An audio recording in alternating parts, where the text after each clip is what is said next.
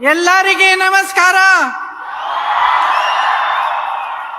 निम्गे सुस्ता कड़िया नहीं, बहुत ध्यान से सुन रहे हैं आप और बहुत समय से ठहरे हुए हैं. इसके लिए सबसे पहले मैं आपको बहुत बहुत धन्यवाद देना चाहती हूँ. यहाँ आकर आज मुझे बहुत गर्व महसूस हो रहा है. मैं आप सबका बहुत बहुत स्वागत करती हूँ और एक बार फिर धन्यवाद देती हूँ कि आप सब बैठे रहे हैं और ध्यान से सुन रहे हैं. देखिए, ये जो धरती है आपकी, इस धरती पर पूरे देश के देशवासियों का गर्व है. कांग्रेस पार्टी और उसके सदस्यों के लिए ये एक पवित्र भूमि है. यहाँ श्री लोकमान्य तिलक जी ने होम रूल लीग का आंदोलन शुरू किया और यहीं पे 100 साल पहले महात्मा गांधी जी ने कांग्रेस अध्यक्ष का पद संभाला. आज हम सुवर्ण सौधा में गए थे और वहां एक चित्र बना है. उस चित्र में मैंने देखा कि बसवन्ना जी बैठे हैं और उनके सामने अक्कम्मा देवी जी खड़ी हैं. और वो चित्र आपकी यहाँ की लोकतांत्रिक परंपरा को दर्शाता है, जहां लोकतंत्र, लोगों की भागीदारी, समानता, ये असूल बहुत पुराने असूल हैं. यही वो असूल हैं जिस पर हमारा स्वतंत्रता संग्राम चला. यही वो असूल हैं जिन पर महात्मा गांधी ने सत्याग्रह किया.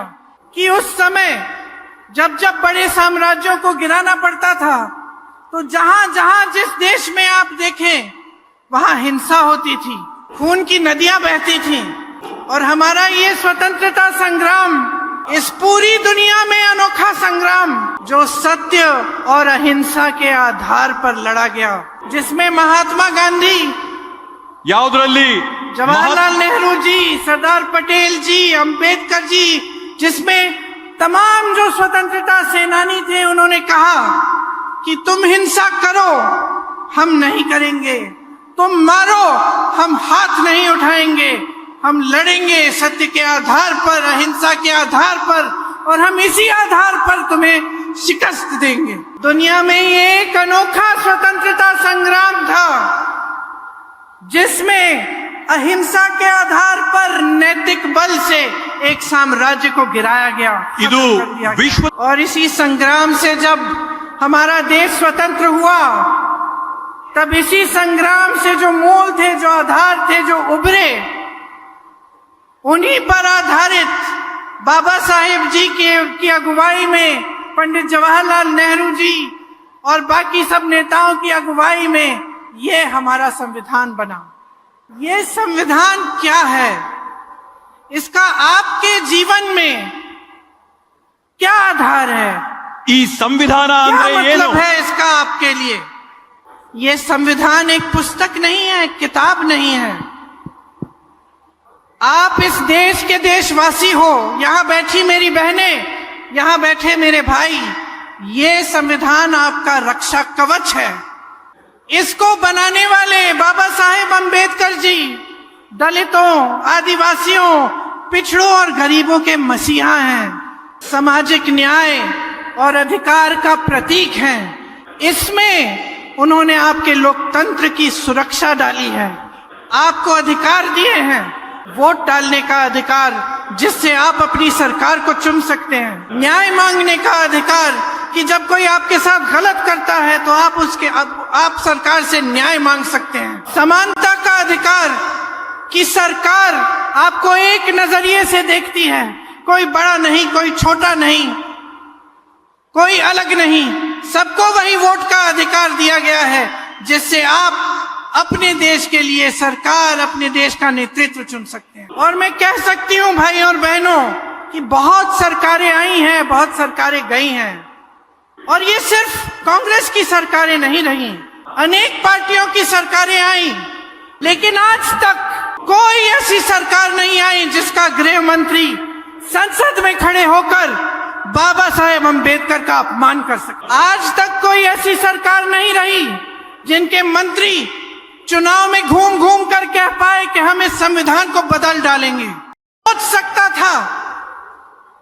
कि इस स्वतंत्र भारत में दशकों गुजर गए हुई और इस स्वतंत्र भारत की धरती पर खड़े होकर कोई कह सकता है कि हमें 1947 में स्वतंत्रता नहीं मिली। किसी ने नहीं सोचा था कि इस तरह का अपमान सरकार की तरफ से आएगा, कि मंत्री संविधान को कमजोर करने की बात करेंगे, कि बाबा साहेब अंबेडकर जी जैसे गरीबों के मसीहा का संसद में अपमान होगा। उनका अपमान करके देश के गृह मंत्री ने लोकतंत्र का अपमान किया है, बाबा साहेब उन शहीदों का अपमान किया है जिन्होंने हमारे स्वतंत्रता संग्राम में अपनी जान दी इस देश के लिए, उन स्वतंत्रता सेनानियों का अपमान किया है जिन्होंने सब कुछ छोड़कर स्वतंत्रता संग्राम में लड़ाई लड़ी, अपना खून बहाया, अपना पसीना बहाया, इस देश के लिए अपना सब कुछ न्यौछावर कर दिया। तो ये कैसे हो रहा है भाई और बहनों, ये क्यों हो रहा है? ये इसलिए हो रहा है कि जब तमाम देशवासी, इस देश के किसान, इस देश के मजदूर, इस देश के स्वतंत्रता सेनानी स्वतंत्रता संग्राम में शामिल थे, तो उसी समय एक और विचारधारा इस देश की धरती पर उभर रही थी। वो एक ऐसी विचारधारा है जिसने उस समय भी संविधान का अपमान किया, उस समय उसके खिलाफ, संविधान के खिलाफ एक पूरा अभियान चलाया। मेरी बहनों, हम आज दशकों बाद महिलाओं के अधिकार की बात करते हैं। ये बात बाबा साहेब अंबेडकर ने उस समय की थी, और उस समय जब बाबा साहेब अंबेडकर ने ये बात की, तब आरएसएस की विचारधारा के लोगों ने उनके पुतले जलाए, उनके खिलाफ अभियान चलाया, क्योंकि बीजेपी की पैदाइश ही यही विचारधारा है, यहीं से उभरी है बीजेपी। इसीलिए आज भाजपा के नेता, भाजपा की सरकारें हमारे संविधान, बाबा साहेब अंबेडकर जी का अपमान खुलेआम कर रहे हैं। Stay ahead with our cutting-edge news app. Instantly access the latest shorts in just 1 minute and breaking news in just 50 words. Download now for a smarter, faster news experience.